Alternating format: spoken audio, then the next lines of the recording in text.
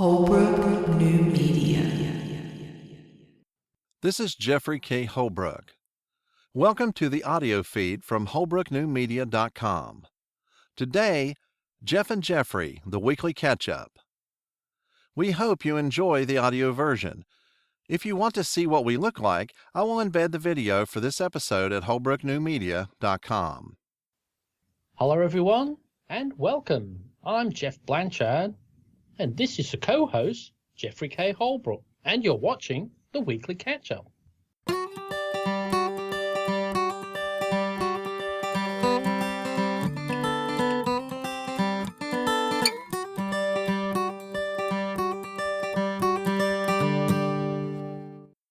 And we're back.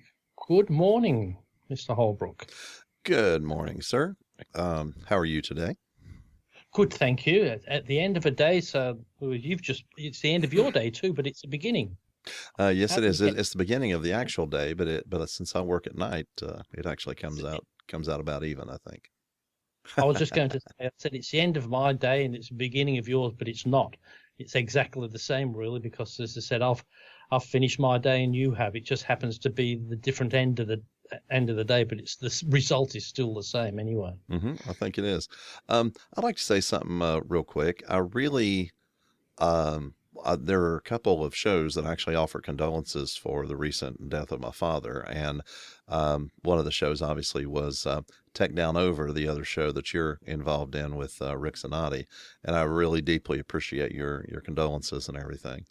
And like you say, I know it seems to make people think about their own fathers, and the fact that they've been gone for a while and things like that. And I know I'll be in that same boat, but there was another show also, and they actually recorded a short separate episode and uploaded to their stream. And that was actually the audio podcast, Cinema Toast Crunch.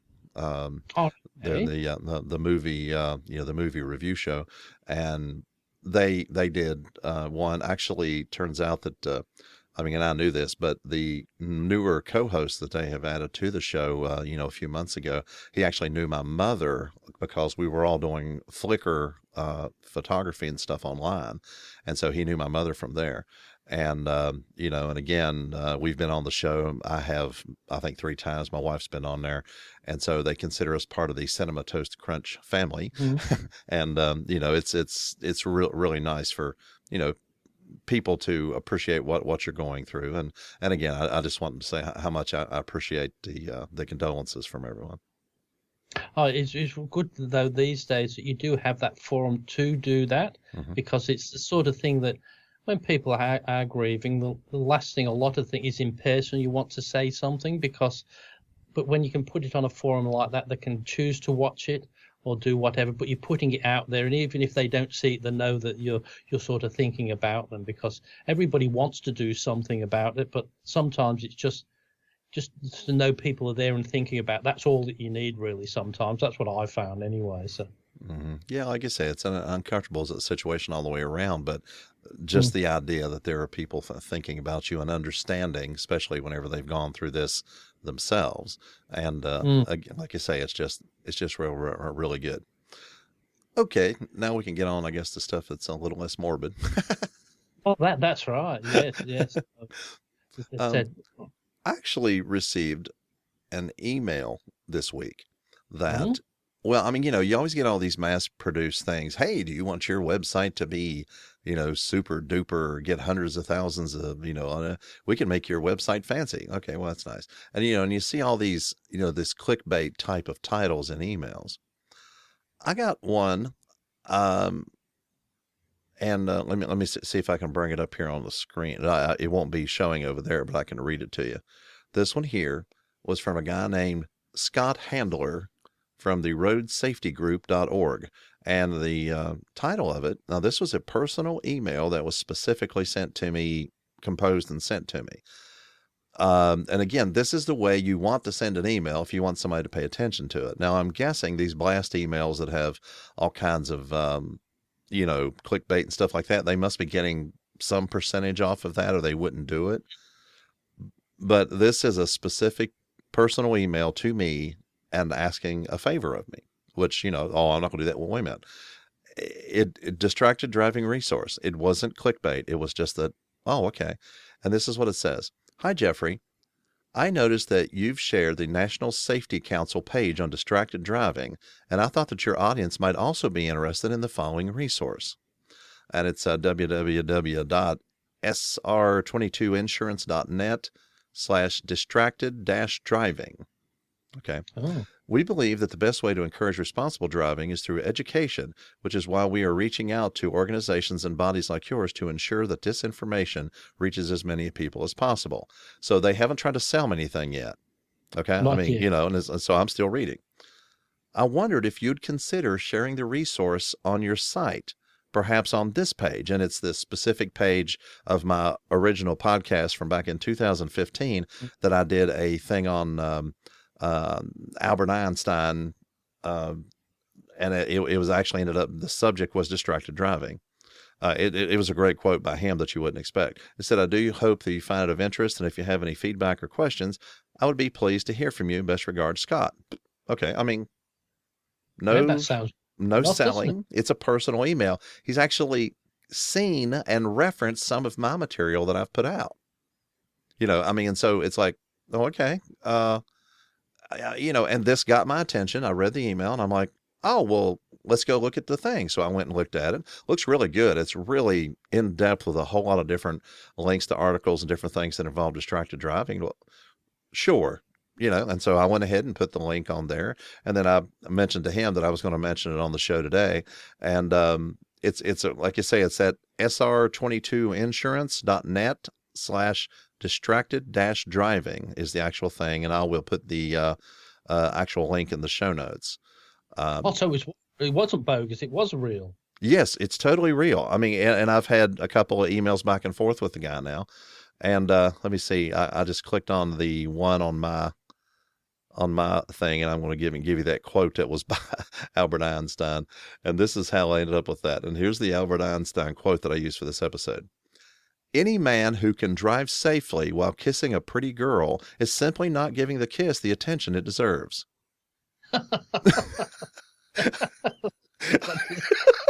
And so then I just went ahead and did that episode, and the blog post and everything was about distracted driving. But I love that quote. You don't expect it to be from Albert Einstein at all, But that's the thing, like you said, though, you get these emails, and I'm so suspicious of anything. I would just thinking, where's the catch? It's not going to be a genuine one. There's somewhere I've got to click on, and it's going to infect my system. It's going to do all sorts of strange things. Because I got one this week from somebody I haven't heard from for a long time. It had their name on it, and it said, "What's up?" But not what's up, but how do they say the what's up? Yeah, what's up? Yeah. What's up? And it had a link. And I thought, I'll not click, because I thought he would never say that. And he hadn't seen me, so you wouldn't say that. You'd say, "How are you, Geoff?" Or they'd never say that. So I just deleted the email. But I sort of get that wonder now: was it genuine? Would I need? But I'm not game enough. I thought, well, if it is, he'll contact me again. But say more than "what's up." What's up? Yeah. Well, this one here, it had a hot link to my own page. Yeah. And it was very specific about, it had the link to his place, but it had a direct link I could click on, and took him straight to my page, to this 2-year-old content that I had put on and used in a podcast episode. And it is clean. I looked at the link when I did it. You can see what's going to be going. It was just the link, nothing extra on the link they were showing me. So I did due diligence, but it was a personal, direct email, and this is the way you do it. You don't do clickbait in a title. That immediately turns me off. And you've been reading my material. You know what it's about. You're talking intelligently about the content that I put out. That's a way to win my heart. You know how much we're not super duper fiends on Twitter or anything, me and you, but I'll just check it every now and then. And I checked it this week, and there was a retweet from Aperture, the Aperture people who do the mics and the lights and all that. Mm-hmm. A retweet of one of our shows. Cool. That they were saying ancient, but it's one that we did on Blab. So it was such quite a while back, but I can't even remember what we was talking about on that one. So we must have been doing that. But that's the sort of thing. Is that real? Why is it coming up now? But it was from the proper people at Aperture. So we must have been talking about their microphones or their lights or something else to do with their equipment. But straight away, I thought, maybe, but it wasn't, like I said, maybe it was genuine just to do a retweet and that. But don't you find, are you still into Twitter a lot, or? Well, I am getting ready to get to be more Twitter-pated with whenever I get this new phone. But what happens is there is an automatic tweet that's sent out every time one of my podcast episodes are published, and it just automatically publishes a link to it and a tweet like that. Same thing on Facebook, things like that. So yeah, I tweet at least once a week or so. I'm going to have this phone now where I'll be able to tweet more often. But I'll tell you what, as far as old content, the very first show that I released on my birthday, September 29th, 2014, the very first podcast episode has been downloaded roughly 20 times in the last couple months. I mean, and so half of the downloads I get on any given month are back catalog stuff. I mean, so it's out there. It's been out there now for a couple of years, a lot of it. And so I get, and I'll just throw out some numbers. Every time I publish an episode, within about a week, I have roughly 70 downloads on that particular episode. Now, that's good. Now, for a month, I get between 600 and 700 downloads a month on my podcast, just on my podcast feed. Half of that, if you do the numbers on the episodes, half of that is back catalog stuff. I mean, that stuff is just hot back there. If I just don't do anything for a month, the back catalog keeps chugging along. But it's amazing. It's like I do myself when you're looking at different things that's happening. There's so much stuff out there. You can type, like on YouTube especially, you can type the same search comment that you want to search on, and you can do it every day for a month, and you'll get all this different new content, things that you've never seen before. But don't you hate it though? I've done that as well. You do that and you say, oh, I'll watch that, then I'll go back to this one and look at this one, and you go back and it'll never come up again in your street. Oh, where was it? It looked really interesting. But I just still don't know how they work all this thing anyway. Well, the disappointing thing I find, I have a listener that I work with, and a good friend of mine, and we actually tested one day that I typed in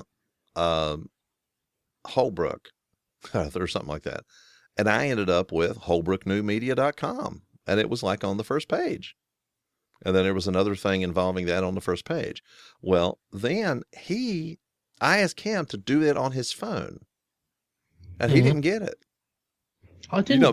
Because I'm at my website all the time. Well, Google knows this. And so whenever I just put Holbrook in, they automatically threw my website up there for me. But for him, they didn't do it because it's not where he's going all the time. And so, it's like you think, wow, I'm such and such in the search results for you. But who knows whatever anybody else is getting in those exact same search results. Now, I can see on my website that I get hits, Google search, and people will come in, but it usually comes in on one of those back catalog subjects.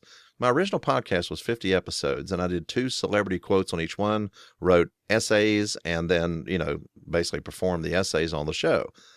It has a celebrity name, 2 celebrity names in every podcast title, because those are the quotes that I was using. And I get feedback on those occasionally. I get a fair amount of search traffic coming through on those. Sometimes somebody will download the whole back catalog and it'll just get them all. So like the other day I had a day when I had 180 downloads in one day. It's kind of like, wow. And you watch these stats go up and down, but I'm looking more at the monthly thing because it's just consistent that way. But again, half of what I'm getting in downloads is stuff that I did, over the last 2.5 years.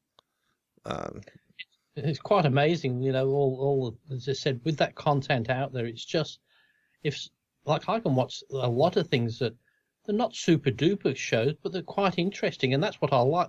You just like the conversation, or you like the people as well. That's a big thing. You could have the great content, but if you don't get along with the people that you're watching, you just turn off after 5 minutes. But there's some shows I do end up watching, and you can be stuck with them, and you think, gee, that's been an hour and a half, and they're just talking to it, but they just get on so well. You just like listening in on their conversation. And I think it's a bit like this here. It's not super duper content, but you just it's like listening into a conversation. And a bit that's what Blab was all about, was people just liked listening into a conversation rather than a preordained show. And like we've said before, that may be what killed Blab, is because it stopped being that. It got to be more like this, where people were doing shows rather than just an impromptu get together and that. But it's yeah, we killed it. Blabicide. It's a new word, blabicide on that. .com. We better get it now. It was interesting. There was one of these TED talks a while back, and you were saying about doing your own things, and it was just saying about the amount of information and the amount of disinformation that's out there on the internet. And it was saying that this fella went on to Wikipedia, where they talk about people and you can alter it and all that. And he went to correct, because he was an author, and he found himself on this Wikipedia site, and he went and corrected a few things that were definitely wrong on his Wikipedia page. And then he got an email back that says, "I'm sorry, you're not qualified to alter the content on so-and-so's content." He said, "But I'm me." He said, "That doesn't matter. That's not," so they didn't like him correcting the truth as far as they said it, but he said, "It's me. I'm the person you're talking about." But I thought that's a frightening thing some of the times about the information, is that it might be you, but you're not in charge of your own information sometimes. Well, maybe we need to start our own weekly catch-up page, and and then talk about us. Well, that's right. I'll have to do some, but that's what I like to do. This, at least we get some content out each week, and it's good fun just to do that, because as I said, I encourage everybody to just get together and do things like this, because as you said, I've found out so many things that you would never ever find out through the normal media, because people say, "Oh, can't be bothered, it's not worth doing it. Only 2 or 3 people will watch it." But that's a great thing about this. Those 2 or 3 people that are watching, they might get something out of it they never got out of anything else. And I've been doing that a lot lately with me and the Korg keyboard and that. I'm really going back to basics, learning the piano again, using the right fingers and doing that. And there's so many good, talented people out there that just get a camera out, and some of them you would never give them a second glance normally. If they were at the side of the road, so "I'll teach you piano," you'd never give them a second look. But it's on YouTube, where you can watch it, and you can say, "Well, I don't have to watch it again."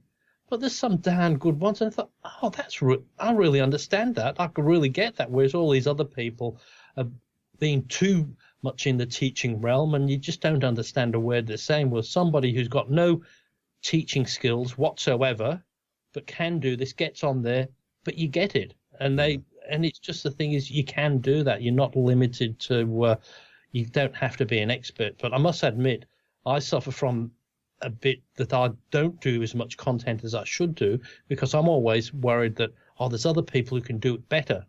But it always reminds me sometimes that there's not always the same thing, because I was talking to somebody a while back just about audition, and it was somebody who I've seen doing tons of these different podcasts on it, and how to work it, how to do all these different things on it. And what I found was, I knew something that they didn't, and so they were saying, "Oh, well, when I break it up into that's just very tedious." And I said, "Well, did you know you can just do markers and press one button and it'll output it to every single file you want, rather?" "Oh, does it?"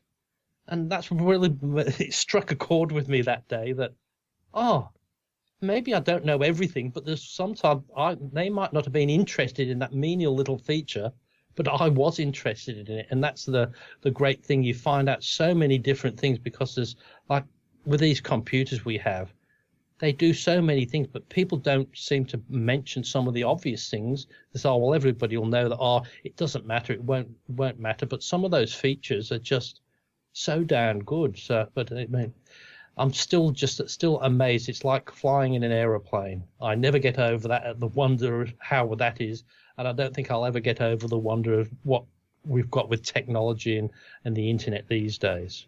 No, I agree. I was we were talking last week, of course, about the new phone, which I am supposed to be getting. I'm supposed to be getting this in the next few days. I'd say I'm hoping to get it Thursday. Friday is when the actual release date is. But I'm getting excited about the different things I'll be able to do with it that my other phone has not been able to do. And I was talking on the last show about how if I happen to run into someone that I could pop one of these little microphones onto it and actually do an impromptu interview, a recording. I have a recording device in my hand with a real good microphone. That whenever I went that very day to the airport to pick my wife up, I was the first one there, and I'm sitting and waiting. A lady comes and sits down about 3 seats over from me. We strike up a conversation, and they were talking about how many people that had wheelchairs were on this flight. And my brother had sent me a picture of the wheel. My wife was in the procession and the line of wheelchairs outside. Well, see, I can show you a picture of that. So she scoots down beside of me. And then I found out that she is tied in with the local Native American tribes, that everybody called Indians or whatever, but just the Native American tribes. She has given interviews, and I was really enjoying talking to this lady. She was ready to give an interview. I was ready to have an interview. I had no device to get the aforementioned interview. And I'm just sitting here. I'm like, it's exactly what I was talking about on the show this morning. If I had that phone, I could do it. And the huge missed interview because I didn't have my phone yet. I was thinking, what in the world? But the thing is, if you'd had that phone with you, that woman would have sat on the other side of the airport and never come near you. You would have never known, probably. Well, yeah, like you say, you can do all that, but you'd be surprised how often. And again, I guess I'm not the kind of person who just sits here and doesn't say anything. So I have a tendency to kind of the reel people in, and so I probably get some pretty good opportunities simply because I'm just kind of like, well, hey, how are you today? And then, and a conversation develops or whatever. But it's just a situation to where I had been talking about that right on the show.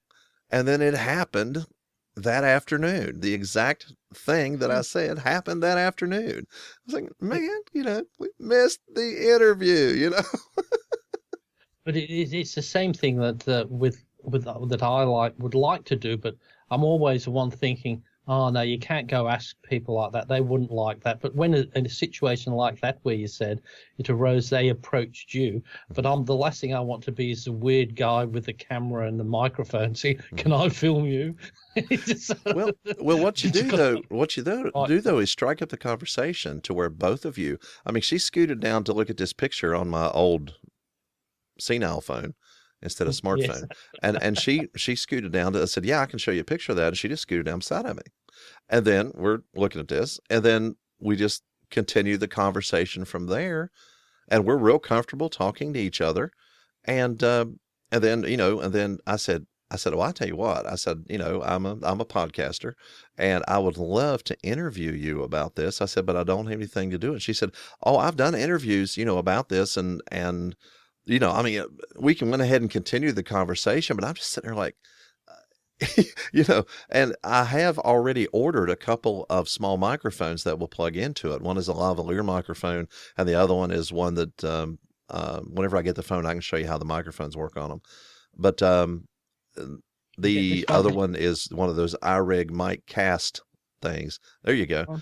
Yeah. Now this one is not a brand name like the Rode. This one is one that has the TRRS connector that plugs directly into the phone, And like you say, it's not a really high end one. I'm going to test it and see how good it is as far as the quality goes. But that iRig mic cast, it's just a little square thing about like this, and it plugs straight in, and it cuts out a lot of the background noise and just makes your voice much more clear. You can still hear some ambiance of what's going on around you, but it certainly helps. And I plan on keeping those two mics with me, with my phone. And so I'll be ready right on the spur of the moment without having this huge gig bag with all my stuff. Although, if I'm doing a real interview somewhere pre-planned, I will certainly take my stuff, but I'll be ready on the phone to do anytime I run into a situation like that. I will be totally ready for that. So the, S8 Plus is going to be an interview device, both video and audio. It's going to be kind of cool. But sometimes we're just a bit too picky, like you said, with that microphone with the two mics there. Mm-hmm. That's probably better than two better mics, because two better mics will not get set up because you've only got one you can plug into it. So you'd sound good, but the other person wouldn't. But this one compromises just that little bit, but you'll get a really good sound. Like, was it Uncle Mo? Mm-hmm. What's it? Yeah, and that was a transferred cassette. And you would apologize and say the quality, but even that sounded fantastic. So we've really got to, our standards just get too much sometimes, whereas the quality you'd get on that phone, just with when you hear the people talking and the bit of the ambient noise, it would still be fantastic. Because the thing is, I don't mind ambient noise as long as I hear the person in the background. I don't mind ambient noise. I hate noise. Right. You know what I mean? Well, distracting noise. Noise when there's no sound, like just that hiss, or that. I hate that noise. But if there's or echoey noise, like the sound like they're in a hallway when they're not, when it sounds like wooden floors and that.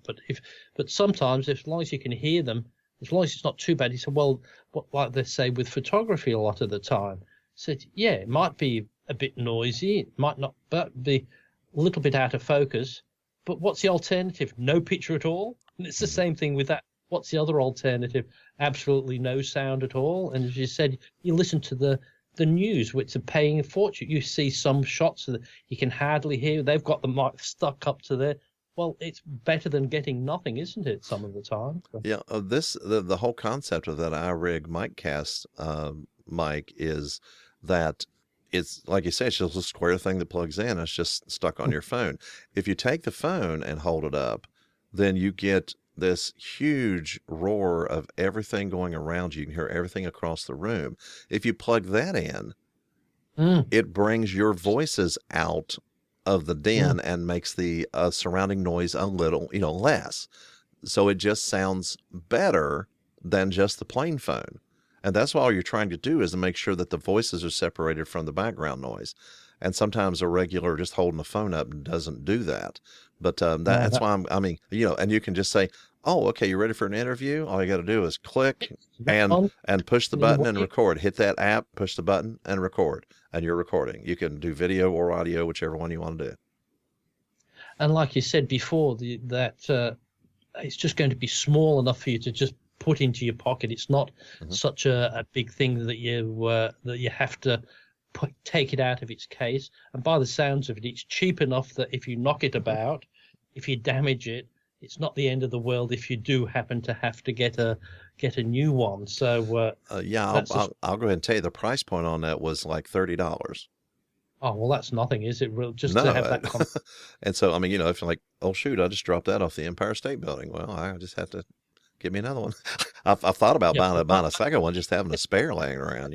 Somebody down there gets hit on top of the head, and there's a big news story. I was just going to say, I'll hear somebody on news, somebody struck on the head from an object, a microphone embedded in somebody's skull that was dropped from the top of the Empire State Building. I'll say, oh, Jeffrey's had a visit to New York. Yeah, so by the time it reached the 10th floor, it reached terminal velocity and whack, not good. It will be through their head and into the pavement, wouldn't it? Yeah, that would be really bad. But like you say, it is small, but it actually is a better microphone than what's in the phone itself. And that's the point, is just to get it. It just brings the voices out, and it's just better. Is all I was looking for. And that's what we were saying last week with anybody. That's what annoys me when people do these great podcasts or these great video vlogs, and they're just talking to the camera. So for $5 or $10 to have a cheap microphone plugged in, they could have such a good quality on. And usually they've got cameras where you can plug something in. They're not usually got the cheap ones, but they're just putting up with the sound on that. But as I said, like I've got that, this lavalier mic that's with a 20-foot cable that will plug into most of these things. And this was the XLR connector, but you could have one with a 3.5-inch connector. And what was that? Was $40 or something like that. But as I said, that's a cheap option rather than not having anything. But as I said, it's all got to do. The sound is, I think, still is the most important thing. I agree. I still love to have good video, but as I said, I just love it when people just film something, like even when they do far away shots and they walk up to that person, you know that they're recording from miles away, but it's in sync and it's perfect sound. It just really makes a difference on there. I don't know if you're seeing it a lot on your TVs, but what I'm seeing a lot lately is the news reporters doing their reports and they're using a drone.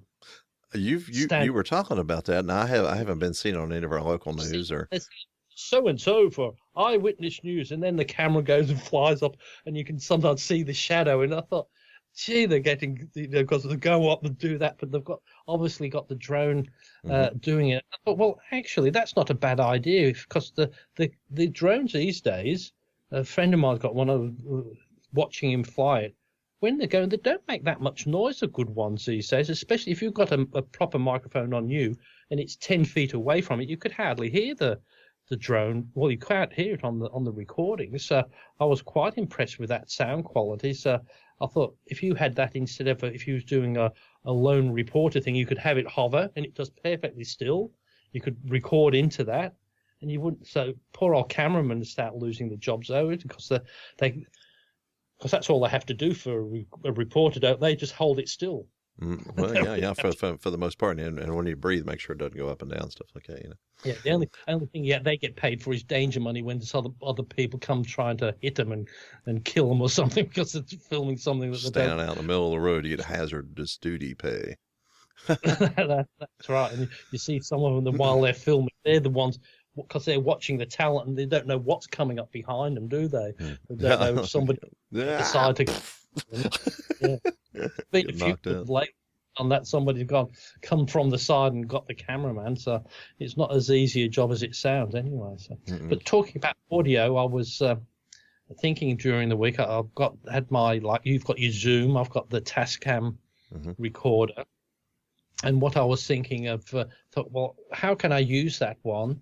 And I've got the Aphex here, and I had bought another Aphex because my other one broke down, and I got it repaired. So I thought, I've got another one doing not a lot. So what I thought I'm going to do, I'll connect that up to my Zoom, because one of the things that I hated with my recording the other time was recording it on the computer, because it always worries me when you set it to record and you record for an hour.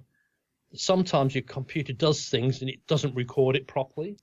And then you have to do it again, whereas those Zooms never let you down, or they will record for 4 hours straight, don't they? I am not a fan of software recording at all. I've had too many blips and, things come out of it. And so hardware recording through one of these digital recorders, that's all they're made to do. Just record, and they do it well. And they said on 2 pen-light batteries, they'll usually get more than 4 hours. That's what you can get on the memory, but they just seem to go, don't they? Whereas a computer, you're just always worried, is something going to kick in? Is it going to stop halfway through? Whereas that's all they do is just record. Yeah, this one here with the high end wave that I'm doing, the wave file recording, I'm not going to do an MP3. It compresses it too quickly. So I'm doing a pretty high potency wave here on this thing, and I get 32 hours of recording time on the chip that's in it. And if you do it as an MP3, end up like 128 hours or something on the SD card I've got in it. But that's exactly what I thought. I thought, well, that's the thing, and they don't make any noise, so you can actually have it in the room where you're recording. Right. Stopping, starting if you want to, because there's no noise whatsoever, whereas a laptop's always making some sort of noise. But I thought I can go use the phantom power out of the Aphex, and then go into the Zoom and not have the phantom power doing that, just go straight into that, because it can take the output as long as it goes into the XLR adapter. And I tested it out and monitored it through the Tascam, and I thought I can do that. So I thought, that's it. Well, I'm going to bring that down, so I'll set that up and start doing a bit more audio recording, because I haven't really done any proper ones for quite a while lately. So I've got to get back into doing something. So there's something coming up at work that I'll be doing as well. So I thought I'll get me little things set up again, but I'll dedicate to that, because I'm sure that then when I just take the sound, go back into Audition, and you can still do the same thing, because it's still the same file. You just have to do it through Audition. Oh yeah, that's what I have been doing. That's what I've been doing for so long. Is again, I've explained this setup I've got with this microphone and the Zoom. And I mean, instead of, if I were to get like a larger, like a big mic, like a Heil PR40 or RE20, all these different broadcast quality dynamic mics, I'd have to get a mixer. I'd have to get one of your Aphex things. I'd have to get several things. This is something to where, I'm just plugged. I'm doing, this microphone handles the Skype call from my end, and then my audio and then your audio coming back in are coming out of this microphone and going straight into the Zoom on two separate channels. It takes care of that without any trouble at all. So I use Audacity to do editing, what little I do, to crop it and do processing on the audio. Yours has to be done differently because yours is already compressed and mine isn't. So I don't want to compress yours more. It'll make you sound like you're in a barrel. Now, back in the booth back here behind me, what I've got is a Rode NT1A condenser microphone plugged into a little small 4-channel mixer that then is going into a Zoom H2N. It's a little small recorder, which I've shown before. It's about the size of a cigarette pack, but it's not green. And so and then you can plug, and then the microphone goes into the mixer, but then I do both outputs coming out of the mixer into the H2N recorder, and actually get a stereo output into the H2N. And then, in Audacity, it's easy. If I need it to be stereo, then it is, which the versus in Vox output, they want it to be in stereo. So I send them that file that way. But in general, if I record something and then I'm going to release it as a podcast, I always do that in mono, so it can be heard in both ears in case somebody's listening in one earphone or the other. And then it's simple to separate the two sides of the channel, delete one of them, and you've got your good thing. But I don't do any software recording unless I'm going to do a slightly different introduction at the beginning of a podcast, and you're talking a minute's worth of audio or something like that, and I'll just pull this mic over, and I'm already working in Audacity, hit record, say, hey, this one isn't this, and then introduce the different type of content I'm going to be doing, and then I'm done with it. And I do that. But rather than going back in the booth and trying to do something, it's just simple to do it right into Audacity while I'm working in Audacity anyway. And I'll do little stuff like that, but I'm not going to record a 15-minute or 20-minute or an hour-long thing into Audacity, because I just don't trust it to not have skips and things, I've had that a couple of times where I've done a 20-minute recording session and it stopped after 10 minutes, but I didn't realize. So I've wasted all my time doing that, and it's not done that. Whereas, as I said, and I'm always thinking, because when you're doing that, you're just recording into the buffer of your computer. Whereas that one's recording it into the memory straight away, whereas you always think it's recording it straight away, whereas a computer, it sort of you have to say save, don't you? You've lost everything.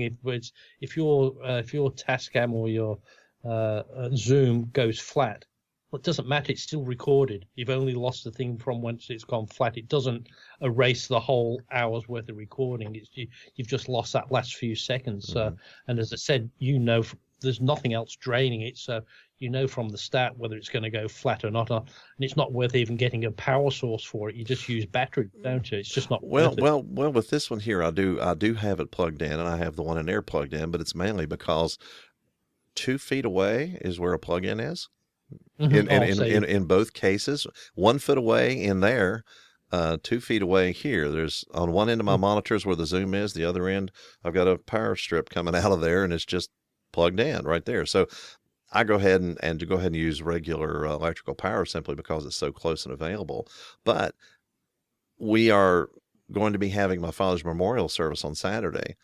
And my brothers and I, we had a family singing group for about 20 years. And so we are going to sing a couple of songs together. My dad wanted us to sing at his funeral. And so I'm going to have my sneaky little Zoom H5, possibly on battery, sitting on the podium, right there to where hopefully we can record as much of this as possible unobtrusively, because it's kind of in bad taste to be, up there with a video camera at somebody's funeral, and about you, is it? yeah, like it's but I'm going to kind of hide these things and have them to where they are recording stuff, and I'm going to get what I can get, and so because we're going to get there, of course, before everybody else does, and so I'll be ready. But I can take the Zoom and point the two XY microphones up toward whoever's speaking on the podium or singing or whatever, and that'll give you a nice stereoscopic view of what's going on there. But then there's a couple mic inputs that I can actually spread mics around and put them in other places, and get other audio all at the same time, like 4 channels, like 1 stereo channel and 2 mono channels. And so I'm going to take mics and I'm just going to kind of look around and see what's available and see what I can record. And like you said, it is a funeral service, but it's people think, oh no, you can't be doing that, but it's the ideal place to capture relatives' memories, because they're all willing to open up. Says, have you got a few words that you want to say about Dad? And that's what and he said, you might not see them again for years, or it might be the last time you see them. So wouldn't it be great just that instead of just having a book of signatures, that you've got a disc of all these things, and you can put names to them. It doesn't matter how good or bad it is. It's for you. It's a permanent record. So I think that's fantastic. I think we are going to open up the floor for some. I think they were calling it minute memories or something, to where 2 or 3 minutes, 4 minutes, where people will be able to share. I am going to share the Village Smithy poem, and explain that was his. So I'm going to actually do that live at the thing, and there's different family members that are going to do different things that were dear to them about my father. And so it's I just want to record as much of that as possible, again, unobtrusively, not running around interviewing people, hey, what do you think of that, but just have it there, let it run, it'll run for 2 or 3, 4 hours, whatever, and whatever I get, I'll get, and there you are. I still think, though, because of somebody like me, I probably wouldn't be the sort of person who'd get up and say my thoughts on somebody in front of people, because you wouldn't like to.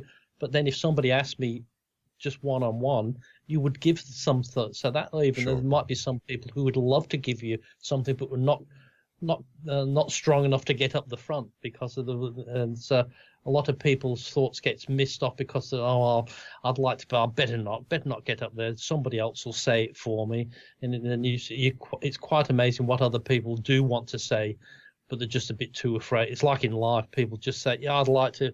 Oh no, I just won't say anything. So the more you can get, the better it is, I think. So. Well, my family, we were all as children on stage before we realized we were supposed to be nervous about it. So standing up and if me, I'm doing something that is already set in what I'm going to do. I'm going to say a couple things at the beginning.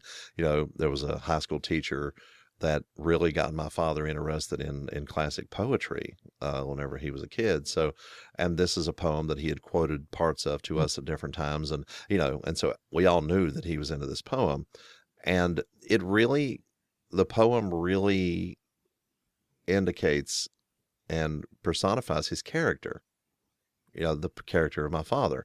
And so, I'm just going to say a few little things like that, then I'm going to read the poem. And so mine is already set in stone what it's going to be, pretty much, so it's not like I've got to impromptu get up there and say something. But yeah, know what to say. Oh yeah, I already know what I'm going to be saying, and I'm just going to do the same thing I did whenever I went in the booth and did it. And and if I make a mistake, or I'm going to make sure I have it in large print in case I get tear up a bit, so I'll Yeah. be able to see it better. I see, but yeah, because you Yeah, want to see that. but we're all raised in an environment to where the show must go on and you perform, then you can cry afterwards or whatever. And so you hold it together, you do the performance, and then you move on. That's just the way we learned growing up. So I have a feeling, yeah, I'm sure we'll tear up and stuff like that, but mostly afterwards, because the performance will be what we're doing. That's just the environment we were raised in, and then you can cry anytime whenever you're not on stage. I'm sure you'll do it well, because it's the sort of thing you've known for ages. So it's not just Oh. a cold reading either. Even before you recorded that, you knew what it was about. So it was an easy one for you to do, because you knew the emotion behind it. So you can read it much better. Mhm. And when you know it, you just said you've got your prompt. Mhm. You've got the words there. I'm sure you'll get it, because you probably wouldn't even need that. You'd probably be able to recite it without any words. I can do quite a bit of it, but I'm not really going to risk it, No. because it is an emotional time. So you're sitting there, and you don't want to do that, and you just want to go ahead and do a good, solid performance. Because the important thing is not for them to see how well I memorize things. It's not about me. It's about my Father, and I want to do it flawlessly to where they get the sense of the character of the man, and that's what I want to do.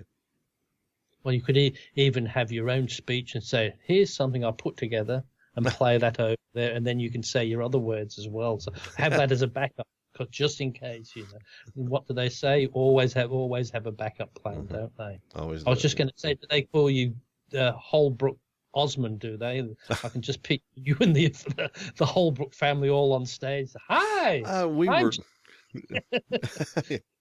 Yeah, we got called various things, and whenever we were performing on stage as children, we got called several different things. From they would say, if they'd see one or two of us together, they would say Donny Osmond, or they would say we got called like the White Jackson Five, and stuff like that. It's five of us, there's five of us, and so the Partridge Family, all that stuff. One time, the group that sang right after us, a lady popped up on stage and said that we sounded just like the Statler Brothers. Oh. It's like, and so it's like, okay, thanks. Is that a compliment, or is that an insult? Well, it was just an inappropriate place. It was a church service, and it just wasn't where you bring up country groups. It was uncomfortable. Well, okay. But I think that's the thing of people lost these days. A lot of people don't do that. So a lot of kids don't get that opportunity to get up and sing and dance, because you just don't do that. Years ago, everybody used to go to church and get up and have a sing.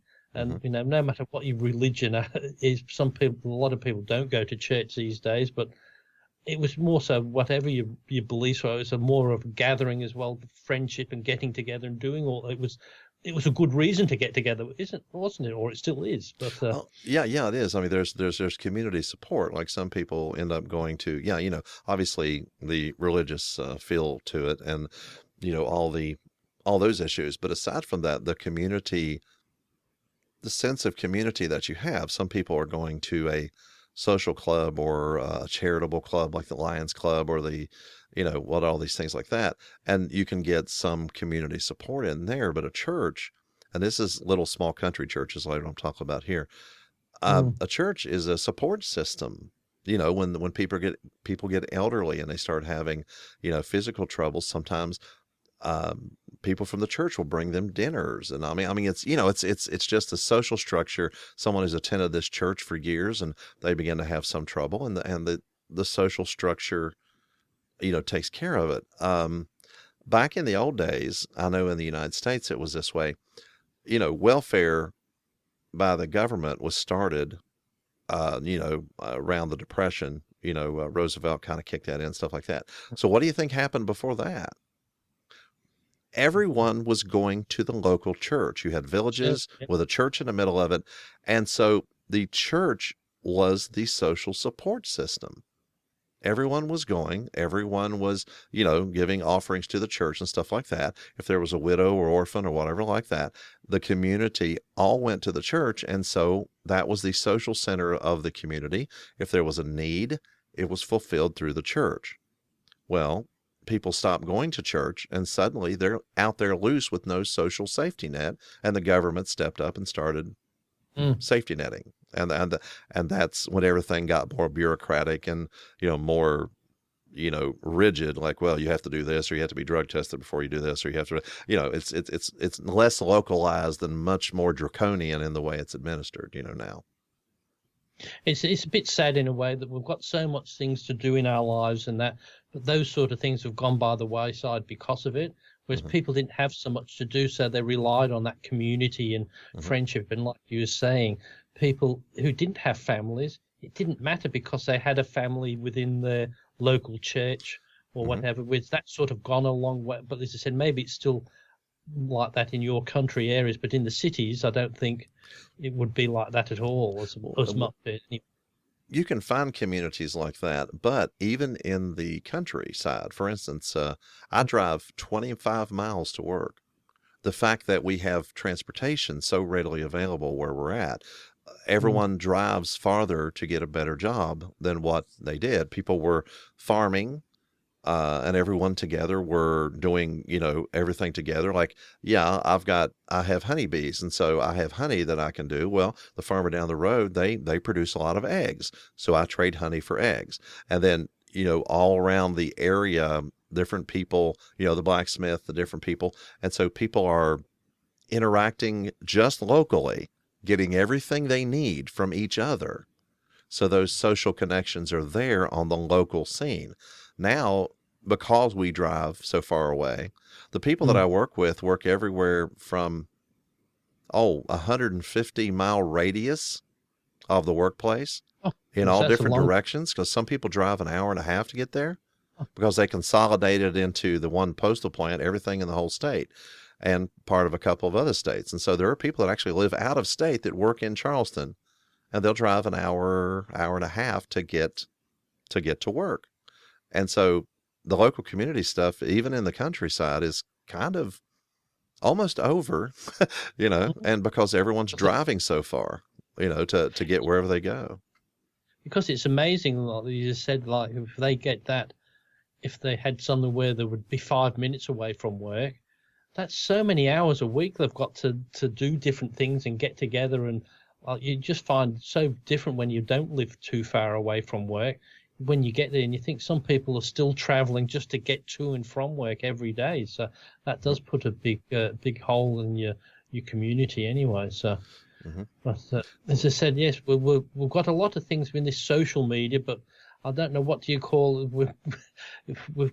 Everybody's doing that, talking on Twitter, talking on Facebook, talking on this, but not as much as getting together and actually talking to people. But then, having said that, I'm not the sort of person who'd probably go out anyway, so I'll probably be just talking to nobody. So I actually get out more and talk more to people since this has been about, but I'm not over involved in it. Like I said with Twitter, every now and then, but I haven't tweeted properly for ages. Like you said, if you release a video, yes, it puts a tweet on there that's done that, but I remember when I started, everybody used to do this FF Friday, Fast Forward Friday or something. And then then that all of a sudden died, and it used to be bigger. Then it's gone, it goes big and then it slows down. And I think it's in a lull at the moment, but then there's new people get on board with it and, bring a bit of life back to it. So. See, social media, though, is a little more hollow than the community type of thing we were describing, simply because people in this small community are actually directly relying on each other for specific things. The honey, the eggs, the milk, all this stuff, and it's all contained in this area. But you know who the milk guy is, you know who the butcher is, you know who, the little deli down the street or whatever. I mean, all of the things that are all provided in your area, and there's no reason to leave that area, except occasionally you'll go to the big city, but the general store generally takes care of that because they're importing into the area the stuff that everyone's going to need.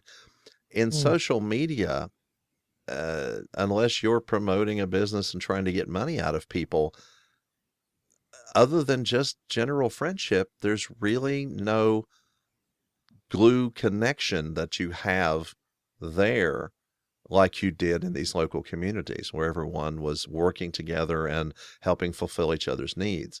The social connection is really hollow, compared to that. It's kind of like, hey, how's it going? Yeah, I'm great. Yeah, how's everything? But you're really not helping take care of each other. So that really good social connection is just being destroyed. I mean, it's just not available since we're all doing it over our phones, and you don't feel any true affection for people so much. It's just this guy you talk to occasionally, or you tweet to, or whatever like that. And it's not as deep and not as meaningful. I think maybe I know I'm old fashioned. That could be it. But I remember from where I was born in a smaller town in England, and it wasn't a real small town, but much on the smaller side than the city I'm in these days. But it used to be quite a bit different. Everybody seemed to know everybody, even though it was a big sort of village. But you couldn't walk down the street without seeing somebody you knew or having a chat to them. Whereas here, I can walk down the street, get on the train, go all the way into the city, come back, and still not see anybody to say hello to. And you walk past thousands and thousands of people, whereas in there, you wouldn't have to go before more than 10 people before you'd see somebody you knew, or somebody said, hey, aren't you so-and-so's lad, or something like that, and they would say something. And that's one of the things when I go back to England, that I don't drink, but I love going into an English pub and sitting there. I don't drink, but it's people go in there, and that maybe it's changed, but they used to go in there and they'd talk. And it doesn't matter who you are, you'd have a chat with somebody. But a lot of the time in here, if you go into some place by yourself, you'll end up going out, not talking to anybody, because it's not the sort of place to do that. Whereas in England, that's where people go to, have a chat at the end of the day. That not necessarily just to drink, but that's just part of it. Whereas I think here the pubs and that are there for drinking, and that's about it. So well, I think it's mostly that way here too. But there's kind of a joke around here. If you want to see old friends, you either go to a funeral or you go to Walmart. Oh, okay. Yeah. I mean, because that's where you see them at. People you haven't seen for a long time, you will either see them, you will always see them at funerals, and you'll meet them at Walmart. I mean, you'll go in there and there they are. Because Walmart's so big, they've got so many things. Nearly everybody needs something from there, whether they admit it or not. So some people say, "Oh, well, wouldn't be seen dead in there," and then you'll see them. There are a lot of people seen dead in there. I mean, have you seen these videos where they take pictures of people in their pajamas and stuff like that? I've said, the strange people that go to Walmart, and you think, "Oh my God." And I just can't believe some of the people that go in there. And then they said, you think they're weird. That's the ones that we can show you. We can't show you the real strange ones. Yeah, you can't. I mean, in the middle of the night, I'm going in there after I get off from work. So at 3 or 4 in the morning, I'm in there.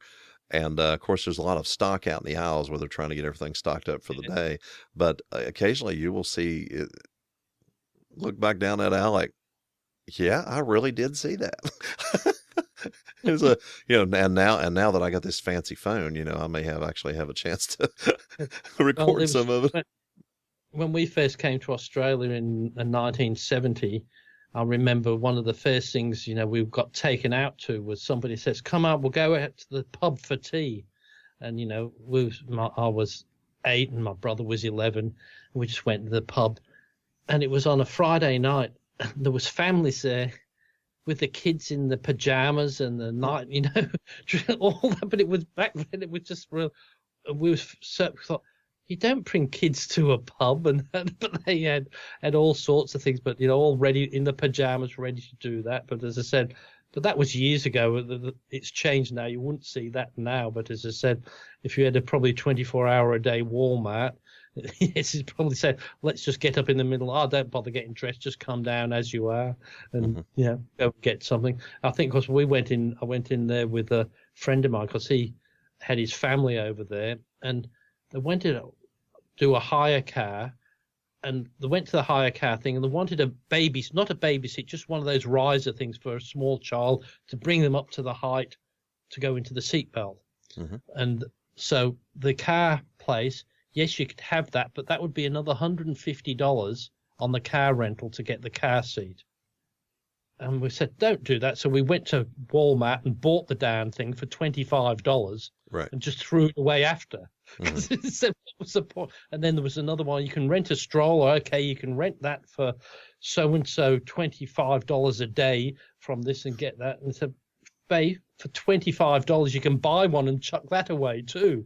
But Mm-hmm. as I said, it just wasn't worth it. We just, like, even from coming from here, Walmart is still, we say, gee, it's got everything. Like you go to, what is it, in the hotels or something, and you pay, $3 or something for a little can of beer or something, and you go to Walmart for $7.95, you get 18 cans or something like that. But you stick them in the fridge and you thought, oh, what's this? Well, there is another funny thing about Walmart. Back when we were in high school, before Walmart was even around, this was like in the late 70s, early 80s. Okay, my sister-in-law Tanya, she married, my brother, of course, right after she got out of school, and he graduated a couple years ahead of her. She was 1 year ahead of me. Mm-hmm. She did this. They asked her to, one of the assignments was to do she had a choice of several, but what she chose to do, because my brother, he's one of the sound engineers in the family, but anyway, he was already in the audio and everything like that. And so we used a reel-to-reel tape recorder and actually recorded a radio show. Mm-hmm. And my brother was doing a recording, and I was the radio announcer on the show. They asked me to do that, and so I was the radio announcer. And she had and this is so prophetic because there was no Walmart around. The concept was not there. She came up with the concept of this store that was so big, and every time we recorded her doing this on the street, interview type of thing, there was an echo because of how big this place was. It put some reverb on it. And so, and the slogan she came up with, and this is so appropriate: before you get to all your shopping gets to you. Oh. and then you would interview different people, hey, what do you think of this? And it's like, and all of a sudden you hear this echo: this place is big. This is humongous. I'm going to have to come back tomorrow to finish, and like you're doing interviews with these people. And it was just a radio show with music and then this sponsor and all this. But this was in the late 70s before Walmart had even come. And my wife, sometimes we don't go to Walmart simply because it is so big that she can't walk around the place so much. I mean, you're talking hundreds of yards, around this place. And so that's what happens. But she had this big prophetic thing that she did. It was the size of the store was like this big issue about, the shopping and everything like that. And like you say, she was definitely ahead of her time on that one. But it is so big sometimes you think, well, I don't want to go in there. I'll pay another few cents more at the local smaller store, instead of going in and walking around everywhere. What you want, but it's all depends. Like you say, that's when you meet people because they've got nothing better to do. I'll kill a few hours looking around there because it certainly is one you can get lost in. But if you want something, like, it does have a lot of everything. We still don't have ones as big as that. Like, I'm amazed that they haven't come over here yet and doing a Walmart. So. But we've just got Costco. You can do Costco. There are in places. There aren't any Costcos here, but I do know there's some down in Florida, and there's other states have them. They go for larger populations, whereas Walmart will plop one down right in the middle of the desert, knowing that people will come if you build one. We've still got only Kmart, but they're big places, but they still seem to have nothing in them. Mm-hmm. So, don't they? They seem to be big stores, but not with a lot in them. Whereas at least Walmart seems to. The big places, but they do have a lot of everything in there. So if you can't find it in there, generally it's not available, I think. So looks like we're coming up to the end of the show here. So it was episode number 41, I think that was. So yes. Next week's hopefully is number 42, the 26th of April. Gee, the time's flying. It just seems like yesterday it was the new year, isn't it? So it's flying so quickly. Yes, definitely. Today was actually the tax day, the final tax day for, yesterday, should I say, was actually, for the IRS. They usually it's the 15th of April, but they extended it to the 18th, and because of the weekend and the way it was all set up. So it was tax day, and so that was it. So now if you don't have your taxes in, you're either going to have to get an extension or you're going to get in trouble. Well, I think ours is late October. It's Okay. October because you've got to have it's finished. This have to start doing them by the end of July. Mm-hmm. So that's the thing, but they've got to be in by October. But so is that for the previous tax year? Ours is like, the tax year ends right at the end of December, and January 1 starts a new tax year. And so by the 15th of April is whenever you have to have your taxes in. Our tax year is from July to the end of June. Okay. Is it the other way around? It's that. So and then after that, so that's our tax year. We don't go on calendar year, which is strange. Would make it much easier if you just did normal calendar year. So I suppose July, August, September. It's still 3 months, so it's about the same as yours. It's the same sort of deadline. Must be in. I haven't heard a lot of people ever get fined for that, but because by the time they get through that and find out you haven't done it, you can still put them in a couple of months later, and then it'll still be there at the pile for them to do it. But it's, I suppose, everything. If they don't put a deadline, people just will push it off and push it off. Whereas if they put it a deadline, they know they've got to have it done, even if they're 3 weeks later. It gives them sort of that line in the sand that they have to get it done. So no, we the Internal Revenue Service is brutal about this. I mean, the 15th, and of course this year they set the 18th. If you don't have it in by the 18th, if you mail it and it's postmarked the 19th, you will be fined for not having it in time. It's very, very direct, no matter who you are. Thing is, I get annoyed with ours sometimes is that they know so much about you. I just don't know why I need to submit something, because sometimes I've done it once before and I forgot to mention one account, and I think there was $1.50 or something of interest on it, and I forgot to mention it. And I got a nice little letter saying you forgot to mention this. And I thought, it was a genuine mistake. But I thought, well, if they know so much about me, why don't they just send me a letter saying this is what we deem? If you think that's okay, just sign it and send it back, rather than me having to go to that trouble there, because they seem to know so much about you. So I don't mind that, but I made a mistake on the state taxes a couple years ago, and we ended up owing, I can't remember how much it was. It was about $200 total, I think we owed, and so we paid that back. And then again, this was last year, so then we paid it off. And so whenever I sent my thing in, I was supposed to get back a certain amount of money, whatever, for my state return, that I was supposed to get a refund. And all of a sudden they send me a letter saying, well, we're going to take half of that for this tax liability. And I paid that.